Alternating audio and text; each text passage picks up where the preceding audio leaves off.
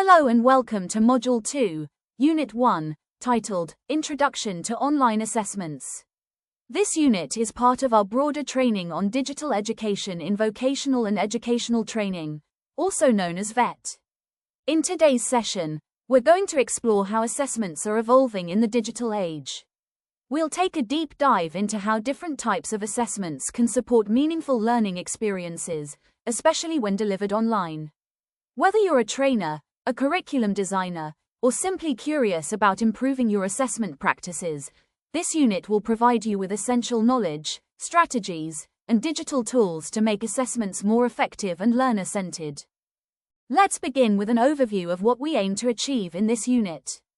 By the end of the session, you should be able to identify and describe the three main types of assessments commonly used in educational settings: formative, summative, and diagnostic.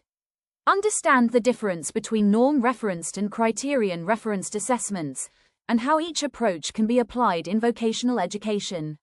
Recognize the value and unique potential of online assessments in the context of vocational training, where hands-on skills and job readiness are key. Our focus today is not just on theory, but also on practical application using digital tools that support flexible, inclusive, and outcome-driven training. Let's start by looking at the three primary types of assessments: formative assessment, summative assessment, diagnostic assessment. Each plays a unique and vital role in the learning process. Formative assessments are ongoing and occur throughout the learning journey.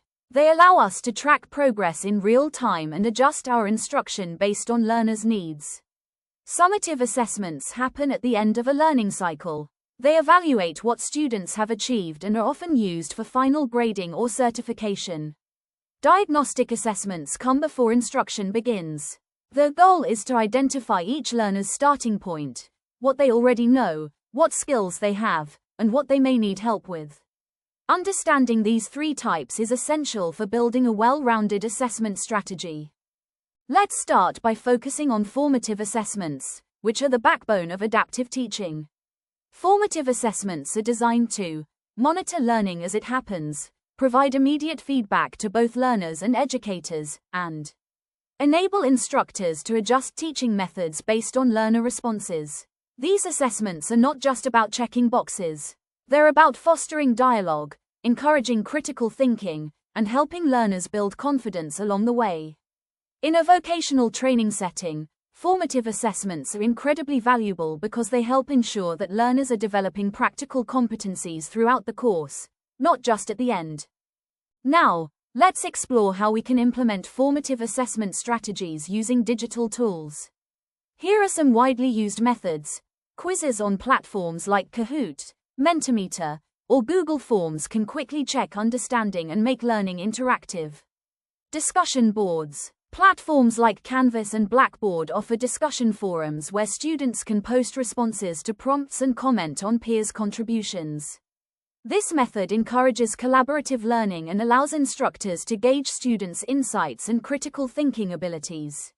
Simulations and case studies in fields such as science and economics. Instructors may utilize online simulations and case studies to create realistic scenarios for students. For example, a business course could include a virtual simulation where students make decisions based on market changes, allowing the instructor to assess students' application of theoretical concepts in practice. These tools help create a rich, engaging online learning environment where feedback is continuous and constructive. Here are even more digital strategies to make formative assessment meaningful. Mind mapping tools, such as MindMeister, help learners visualize concepts and connections. Digital portfolios, using tools like Google Sites, enable learners to showcase their progress and reflect on their development. Exit tickets. At the end of an online class, educators can utilize exit tickets, quick online surveys or prompts asking students to summarize what they learned or pose remaining questions. This brief assessment offers immediate insights into student understanding and helps instructors tailor future lessons accordingly. The key here is diversity. Using multiple approaches ensures that all learners, regardless of their style or pace, have opportunities to demonstrate the growth. When done well, Formative assessments offer several benefits. They create a loop of continuous feedback, which enhances learner engagement and course effectiveness. They allow instructors to make real-time adjustments to address gaps or reinforce strengths. And they encourage learner autonomy, helping students become active participants in their own learning process. In short, formative assessments are not just evaluative, they are developmental. They build skills, confidence, and motivation. Of course, there are challenges to be mindful of. Some learners may face limited access to technology or struggle with digital literacy. Overuse of assessments can lead to fatigue or burnout, and it can be difficult to find the right balance. We want assessments to be frequent enough to be useful, but not overwhelming. Designing inclusive, accessible, and purposeful assessments is essential to overcoming these challenges. Now let's turn to summative assessments. These are typically administered at the end of a learning period. Their purpose is to evaluate overall performance, determine if learning objectives have been achieved, and often serve as the basis for grading, certification, or progression to the next level. While formative assessments help learners get better, summative assessments show how far they've come. Summative assessments can take various forms: final exams or standardized tests, which measure knowledge retention and application; essays or research reports, which assess depth of understanding and communication skills; portfolios or final presentations, which allow learners to demonstrate competencies in a comprehensive and creative way. In vocational settings, project-based assessments and competency evaluations are particularly valuable, as they simulate real job tasks. To make summative assessments effective, follow these best practices. Use rubrics to make grading transparent and fair. A good rubric outlines criteria clearly and helps learners understand how to succeed. Write inclusive and accessible questions that consider diverse learner backgrounds and avoid bias. Ensure your assessments are aligned with learning objectives, so that what you test truly reflects what was taught. When summative assessments are designed with care, they don't just test, they validate learning and build confidence. Let's now explore diagnostic assessments, a powerful but often underused tool. These assessments are conducted before the learning journey begins. Their purpose is to identify what learners already know, detect skill gaps or misconceptions, and support the design of personalized learning paths. Think of diagnostic assessments as the blueprint for building an effective and responsive learning experience. Here are some common methods. Pre-tests, often in quiz format, quickly gauge prior knowledge. Interviews and surveys. Interviews or surveys can serve as diagnostic assessments by allowing educators to gather qualitative data about students' attitudes, learning styles, and prior experiences. For example, a teacher might administer a questionnaire to understand students' previous exposure to different literary genres before starting a literature unit. Performance tasks. Performance tasks can also be used diagnostically. For instance, in an art class, students could be asked to complete a specific project related to color theory.